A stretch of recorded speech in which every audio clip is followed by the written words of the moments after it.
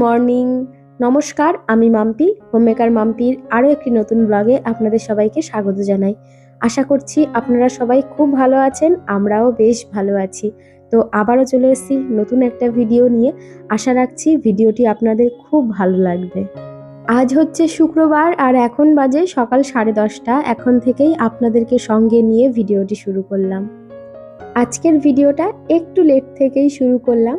সকালে ব্রেকফাস্ট সমস্ত কাজ সেরে স্নান টান করে নিয়েছি, তবে দুপুরে রান্না হয়নি, দুপুরে রান্নাটা করব।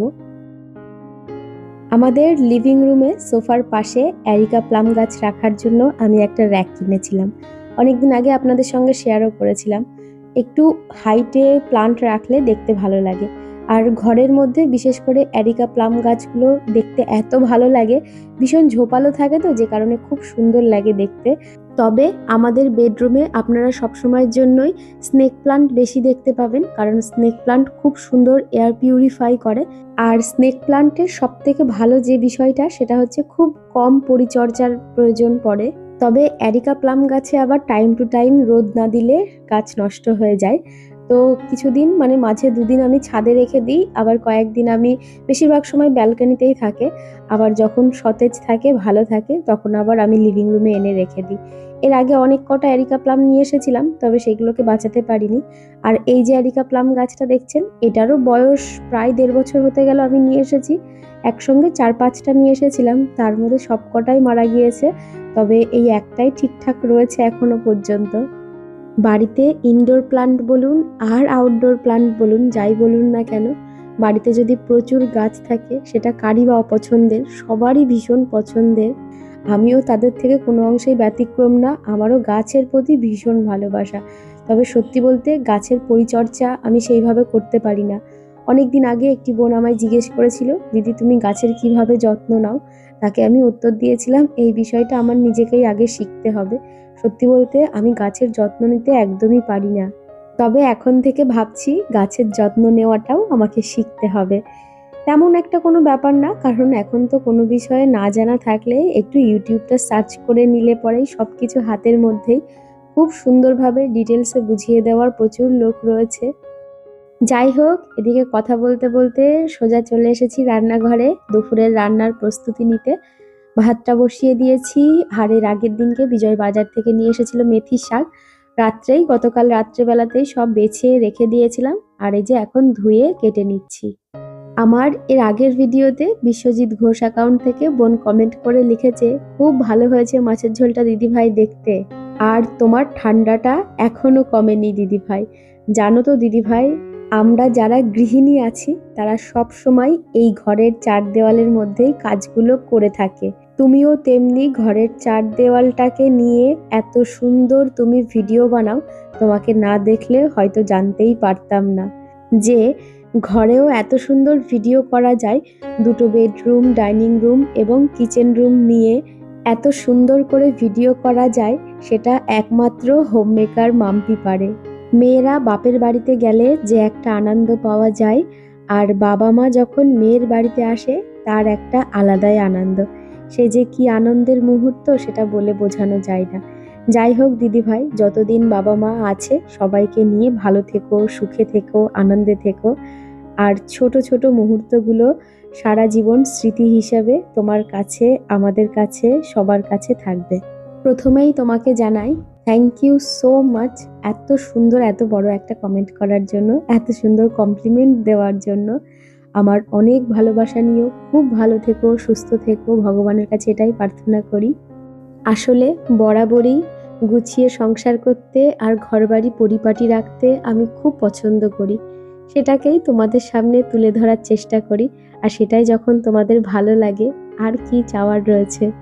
আর তুমি ঠান্ডা সারার কথা বলছো, বাবা আমার মনে হচ্ছে আমাকে ছেড়ে যেতে চাইছে না। ঠান্ডাটা আমাকে মানে খুব ভালোবেসে ফেলেছে, যে কারণে আমাকে ছেড়ে একেবারেই যেতে চাইছে না। এবছর সর্দি কাশিতে আমি আর বিজয় যে পরিমাণে ভুগেছি, সত্যি বলতে আমাদের বিয়ের পরে আমার মনে পড়ে না এরকম সর্দি কাশিতে কোনোদিন ভুগেছি। এর আগেও ঠান্ডা লাগতো, ওষুধ খেতাম, 2-3 দিনের মধ্যে সেরে যেত। তবে এবার যেন সর্দি কাশি আমাদেরকে ছেড়ে যেতেই চাইছে না। যতই ওষুধ খাই, যতই ডক্টর দেখাই, যাই করি না কেন, যাই হোক খুব ভুগলাম এবার। আর আমার গত ভিডিওতে পিঙ্কি চক্রবর্তী কমেন্ট করেছে, দেখেই মনে হচ্ছে দারুণ খেতে হবে। হ্যাঁ গো, খুব ভালো খেতে হয়েছিল সেদিনকে মাছের ঝোলটা। আর আমার গত ভিডিওতে হাউসওয়াইফ ঝুমা অ্যাকাউন্ট থেকে ঝুমা দিদিভাই কমেন্ট করেছে, খুব সুন্দর, থ্যাংক ইউ ডিয়ার। আর আমার গত ভিডিওতে দুর্গা কন্টাই ব্লগ থেকে দিদিভাই কমেন্ট করেছে, খুব সুন্দর, থ্যাংক ইউ দিদিভাই। আর আদিতি রয় অ্যাকাউন্ট থেকে বোন কমেন্ট করেছে, খুব ভালো হয়েছে মাছের ঝোল, thank you so much dear. যাই হোক, ওদিকে কমেন্ট পড়তে পড়তে আমার ভাত আর শাকটা হয়ে গেছে। আর এদিকে সকালবেলায় বিজয় ডিমের ট্রেটা নিয়ে এসেছিল, তবে গুছিয়ে রাখা হয়নি, তাই ভাবলাম ডিমের ট্রেটা একবারে গুছিয়ে রেখে দিই।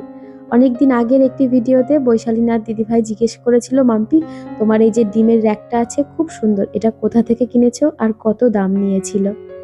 এটা আমি অ্যামাজন থেকে কিনেছিলাম, 200 কি 250 টাকা মতো নিয়েছিল, আমার এক্স্যাক্ট মনে নেই এখন। তবে এটা ভীষণ ইউজফুল। আমি এই ডিমের ট্রেটা গত প্রায় 1 বছরের ওপরে ব্যবহার করছি, ভীষণ ভালো।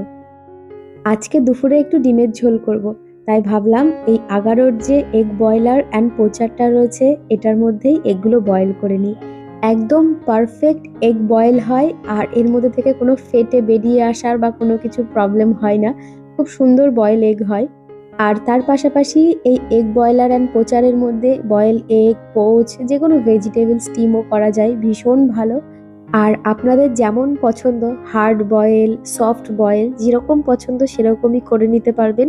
এর মধ্যে অনেক কিছু কুকিংও করা যায়, ভীষণ ইউজফুল একটি প্রোডাক্ট। আমার ডিসক্রিপশনে লিংক দেওয়া থাকবে, আপনারা যদি বাই করতে চান ওখান থেকে বাই করতে পারেন। এদিকে দেখতেই পাচ্ছেন কত তাড়াতাড়ি আমার ঝটপট করে এগ বয়েল হয়ে গেল। এখানে 8টা মতো ডিম সেদ্ধ করা যায়, তো আমি 8টা ডিমই সেদ্ধ করে নিয়েছি। তো চলুন আপনাদেরকে ছুলে দেখাই, একদম পারফেক্ট ডিমগুলো বয়েল হয়েছে। আর আমার গত ভিডিওতে ব্লগ ওয়ার্ল্ড থেকে একটি বোন কমেন্ট করেছে, দারুণ ভিডিও দিই, থ্যাংক ইউ ডিয়ার। আর লিখেছে, ঠান্ডা আমাদেরও বাড়ি ছেড়ে যাচ্ছে না, আমার বাচ্চার সবার শরীর খারাপ, ঠান্ডা না গেলে ভালো হচ্ছেই না। আমারও তাই মনে হচ্ছে গো, যতদিন শীত থাকবে ততদিন মনে হয় এরকম ঠান্ডার জেরটা থেকেই যাবে। আর আমার এর আগের ভিডিওতে অনি সাহা বসাক অ্যাকাউন্ট থেকে দিদিভাই কমেন্ট করেছে, বাসক পাতা জলে ফুটিয়ে মধু দিয়ে খেলে তাড়াতাড়ি কমে যাবে কাশি বোন। হ্যাঁ গো, আমিও ছোটবেলার থেকে শুনেছি বাসক পাতা খেলে কাশি কমে যায়, তবে আমাদের এখানে না বাসক পাতা পাওয়া যায় না গো। আর প্রিয়াঙ্কি বোস দিদিভাই বলেছে যে, মাম্পি তুমি চ্যবনপ্রাশ খাও, তাহলে ঠান্ডা কমবে। হ্যাঁ গো দিদিভাই, ছোটবেলার থেকে ছেলেকে চ্যবনপ্রাশটা খুব খাওয়াতাম। আমার কাছে সত্যি বলতে চ্যবনপ্রাশটা তেমন একটা ভালো লাগে না, তবে খাওয়া তো খুবই উপকার। তবে আমি এই লাস্ট 2টো দিন ধরে একটু বাড়িতে অন্য কিছু ট্রাই করছি, মানে ওই কাঁচা হলুদ দিয়ে আমলকি দিয়ে জুস করে করে খাচ্ছি, বাড়ির সবাই খাচ্ছি। তো দেখা যাক এটা খেয়ে কতদিন শরীর ঠিক হয় নাকি, 2-4 দিনের মধ্যে। না হলে তারপরে চ্যবনপ্রাশই নিয়ে এসে খেতে হবে, আর কিছু করার নেই। আর আমার এর আগের একটি ভিডিওতে রাহুল মাহাতো অ্যাকাউন্ট থেকে দিদিভাই কমেন্ট করেছে, অনেকদিন পর কমেন্ট করেছে। তো দিদিভাই লিখেছে, অনেকদিন পর তোমাকে মেসেজ করছি, কারণ আমার শ্বশুর মশাই মারা গেছেন, তার 7 দিন পর আবার আমার জেঠু মারা গেছেন, আর ভালো লাগছে না। তোমার ভিডিও দেখলে আমি খুব এনার্জি পাই। তোমার ঠান্ডা লেগেছে খুব, আমারও ঠান্ডা লেগেছে খুব, অনেক মেডিসিন খাচ্ছি, কাশিটা কমছে না। তোমাকে দেখলে আমার মনটা ভালো হয়ে যায়। তুমি ভালো থেকো আর আমাদের সুন্দর সুন্দর ভিডিও দাও, ভালো থেকো। থ্যাংক ইউ সো মাচ দিদিভাই। দুঃখ পেও না, মনটাকে একটু শক্ত করো, আর খুব ভালো থেকো, সুস্থ থেকো। আর এখন যে কাশিটা হচ্ছে, সত্যি বলতে এই কাশির চট করে সারছেও না। বিজয়ের তো বুকের এক্সরে টেক্সরে অনেক কিছু রিপোর্ট করা হলো, সব রিপোর্ট সব কিছু ঠিক, তবুও কাশি ছাড়ছিল না। তারপরে এখন আগের থেকে অনেকটা কমে গেছে। কয়েকদিন একটু নিজের যত্ন নাও, দেখো ঠিক হয়ে যাবে। যাই হোক, তোমাদের সঙ্গে কথা বলতে বলতে আমি আজকে একটু ডিম কষা করেছি। ছেলে অনেক দিন থেকেই বলছিল, মা একটু ডিম কষা করো। বেশিরভাগ সময় বাড়িতে ডিমের ঝোলটাই করা হয়, তবে আজকে একটু বেশ কড়াইশুঁটি দিয়ে ডিম কষা করেছি, ধনেপাতা দিয়ে, খুব ভালো খেতে হয়েছিল আজকে ডিমের কারিটা। এদিকে আমার রান্না পুরো কমপ্লিট হয়ে গেছে, আগে বিজয়কে একটু ভাত বেড়ে দিচ্ছি, কারণ বিজয় আজকে একটু তাড়াতাড়ি চলে এসেছে আর ও খিদেও পেয়েছে, তো বললো আমাকে খেতে দাও, তাই ওর ভাতটা আগে বেড়ে দিচ্ছি। বাবুকে বললাম খাবি, তো ও বললো খাবো না। আসলে আমি আর ছেলে সকালে রুটি আর আলু ভাজা করেছিলাম, তো সেই দিয়েই ব্রেকফাস্ট করেছিলাম। আর রুটি খেলে পেটটা অনেকক্ষণই ভরা থাকে, আর এখন খুব একটা বেশি বাজেও না, 1টা মতো বাজে।